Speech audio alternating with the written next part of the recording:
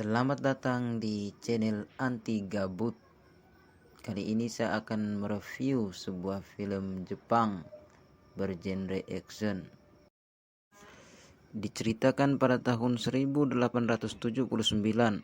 zaman pemerintahan baru Jepang.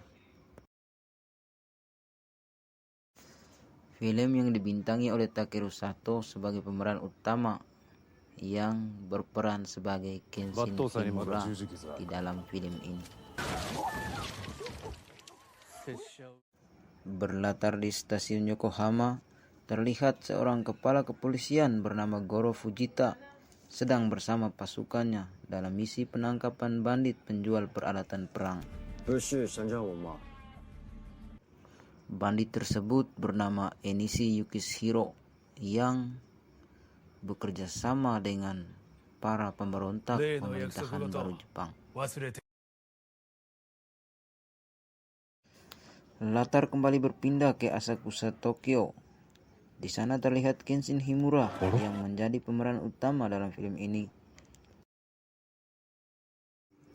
Ia bersama teman-temannya terlihat sedang menyaksikan acara pernikahan yang sedang dilakukan di sana.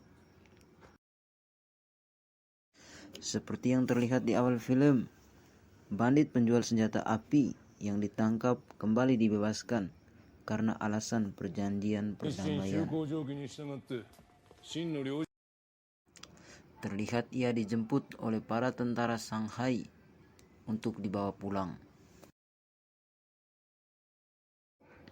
Scene kembali berpindah ke Kenshin bersama teman-temannya yang sedang bersenda gurau sepulang dari makan malam bersama di sebuah warung sapi bernama Akabeko.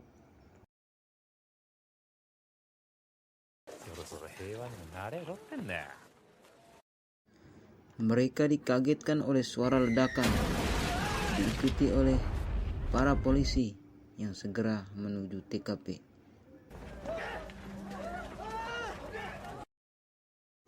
Terlihat seorang polisi mendekati Kenshin dan menyampaikan bahwa ledakan tersebut terjadi di warung Akabeko, di mana warung tersebut merupakan tempat Kenshin dan teman-temannya makan.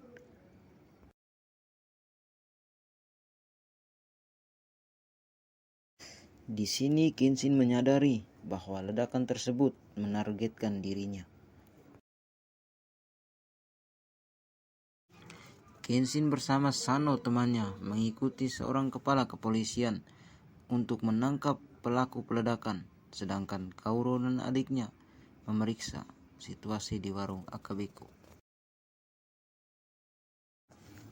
Kenshin dan pihak kepolisian tidak berhasil menangkap para pelaku peledakan, dan di sana mereka hanya menemukan secari kertas bertulisan penghakiman manusia.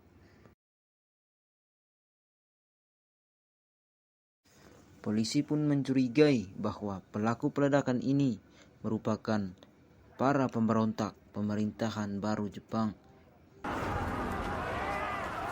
Duka belum berakhir, malam itu juga terjadi pembantaian di Dojo Maekawa dan kediaman kepala kepolisian. Situasi menjadi kacau balau. Para kepolisian kewalahan menghadapi para pemberontak. Kenshin dan Sano berbagi tugas untuk ikut menghentikan para pelaku pemberontakan. Akhirnya para pemberontak berhasil dihentikan dan mereka lebih memilih bunuh diri daripada harus tertangkap oleh Kenshin dan pihak kepolisian. Banyak orang-orang tak bersalah menjadi korban, membuat Batusai bertanya-tanya tentang siapa dalang di balik kekacauan ini. Dalam perjalanan, Kenshin bertemu Enishi Yukishiro dan ternyata mereka saling mengenal.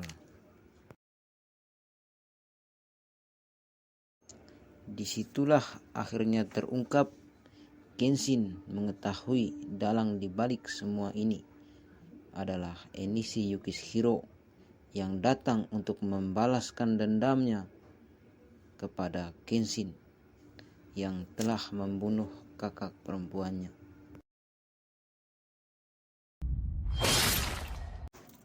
Enishi terus mengingat tentang mendiang kakaknya yang membuat semangat balas dendamnya semakin membara. Pada saat itu, Enishi masih sangat muda. Ia menyaksikan dengan mata kepalanya sendiri Kenshin membunuh kakak perempuannya yang bernama Tomoe Himura.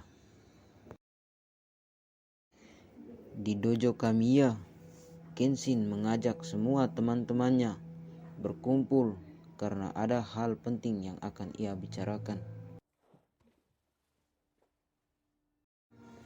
Setelah terjadi 3 kali teror dalam satu malam, Kenshin menceritakan tentang Enishi Yukishiro yang datang untuk membalaskan dendamnya. Di sini juga terbongkarlah bahwa Enishi Yukishiro merupakan adik ipar dari Kenshin dan kakak dari Enishi bernama Tomoe Himura yang Kenshin bunuh merupakan istrinya sendiri.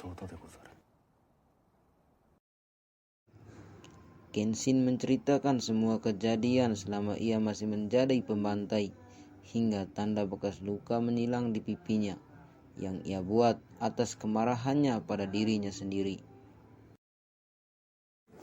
Untuk menenangkan diri, Kenshin meninggalkan teman-temannya dan membiarkan dirinya diguyur hujan hingga Kauro datang menemuinya. Sungguh benih cinta yang baru. Hehehe. Kembali ke Enishi yang masih sakit hati atas meninggalnya sang kakak. Ia didatangi oleh mata-mata kepolisian yang sudah membelot ke pihak Enishi dan para pemberontak pemerintahan baru. Ia bekerja sama dengan Enishi dan para pemberontak untuk menjebak para anggota kepolisian dengan memberikan informasi yang salah tentang markas para pemberontak yang dipimpin oleh Shishio.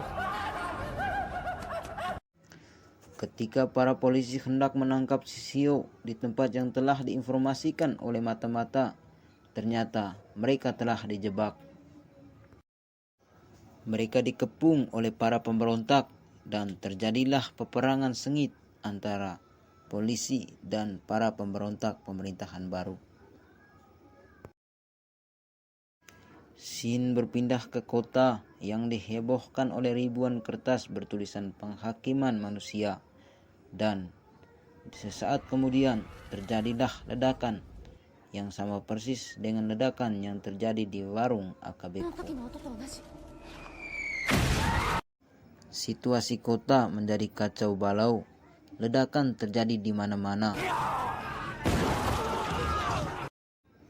Kenshin segera bertindak mengejar salah satu kaki tangan Enishi dan bertarung dengannya.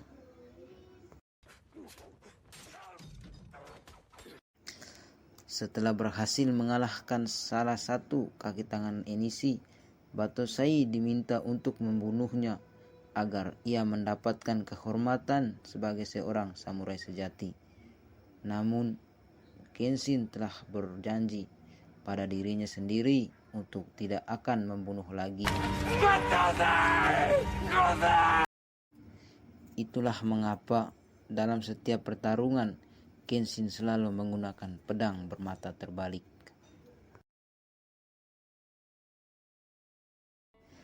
Di dojo Kauro, Enishi membantai habis teman-teman Kenshin dan membawa Kauro sebagai sandranya untuk memancing Kenshin.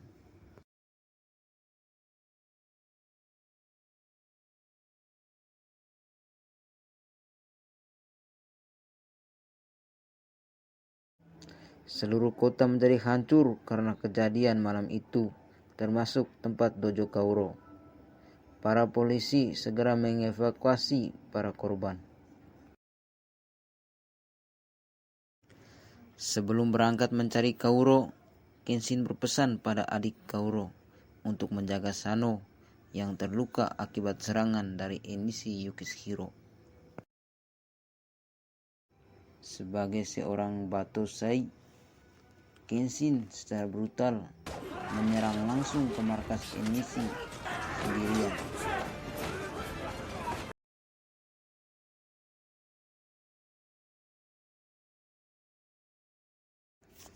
Puluhan anak buah Enishi mengepungnya, namun dapat ia atasi dengan mudah. Anak buah Enishi semakin banyak sampai membuat Batosai kewalahan.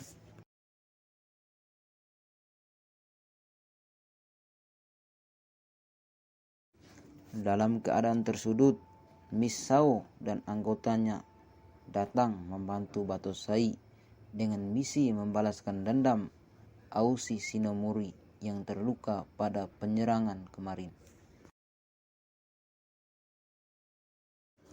Di waktu yang bersamaan, datang juga bantuan dari Goro Fujita sebagai kepala kepolisian dan juga Sano sahabatnya yang masih dalam keadaan terluka.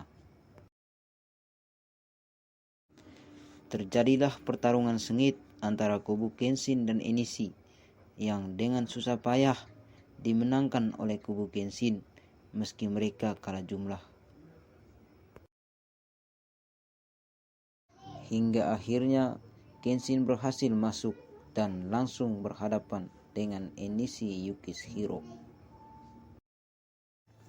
Terjadilah pertarungan sengit antara Kenshin dan Enishi hingga membuat pedang Enishi patah.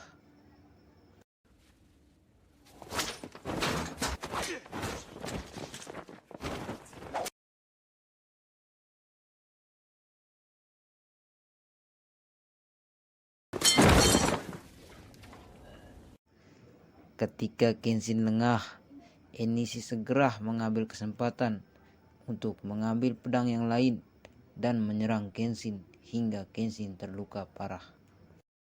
Mengingat kembali segala kekejaman Enishi yang mengorbankan teman-temannya dan orang-orang tak bersalah, Kenshin kembali bangkit dan berniat akan menghentikan semuanya. Belum sempat saling membunuh, datanglah Wu Heixing yang memang sejak awal ingin membunuh keduanya dengan cara mengadu domba antara Enishi dan Kenshin. Enishi terkena tembakan saat hendak menyelamatkan Kauro yang datang secara tiba-tiba, dan Wu Heixing akhirnya dibunuh oleh Enishi. Dalam keadaan terluka parah, Kenshin sempat mengucapkan terima kasih kepada Enishi karena telah menyelamatkan nyawa Kauro. Akhirnya Enishi pun ditangkap dan dipenjarakan sesuai dengan perbuatannya. Ketika sedang berada di dalam tahanan, Enishi menerima surat yang berisi buku harian milik Tomoe Himura, kakaknya, dan disitulah film pun berakhir.